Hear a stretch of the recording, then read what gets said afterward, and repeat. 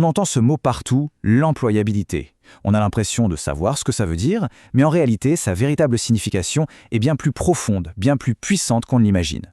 C'est un concept qui peut vraiment redéfinir toute une carrière. Allez, on plonge dedans.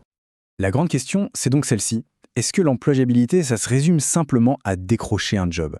On va voir que la réponse est bien plus nuancée que ça. C'est même une idée qui peut complètement transformer la façon dont on voit son parcours professionnel. Pour bien comprendre de quoi on parle, la toute première étape, c'est de faire une distinction claire entre l'employabilité et notre notion qu'on confond souvent, le fait d'avoir un emploi, le résultat concret. Et la différence est énorme. D'un côté, obtenir un emploi, c'est un événement ponctuel. C'est une mesure simple. On a le poste, on ne l'a pas. L'employabilité, c'est tout autre chose. C'est un ensemble de capacités. C'est avoir ce qu'il faut pour bien performer une fois en poste. C'est avoir la confiance nécessaire pour naviguer sur le marché du travail. Et c'est être préparé pour une carrière qui dure. Cette citation le résume parfaitement. L'employabilité, ce sont les qualités de fond qui mènent au succès, et ça va bien au-delà de la simple signature d'un contrat. C'est la capacité à s'intégrer, à s'adapter, à contribuer de manière vraiment significative à une organisation. Maintenant, allons un peu plus loin.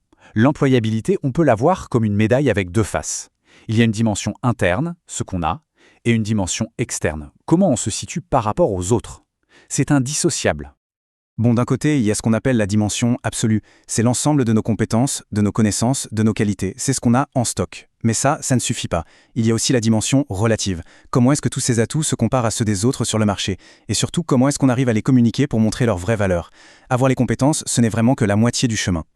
Et cette comparaison, elle ne se fait pas dans le vide. L'employabilité d'une personne est toujours influencée par le monde qui l'entoure. Pensez-y, le climat économique, la culture d'une entreprise, les méthodes de recrutement, tout ça, ça vient définir la valeur relative de nos compétences. Une expertise très recherchée aujourd'hui peut devenir moins pertinente demain. C'est un concept qui bouge tout le temps, ce n'est pas figé.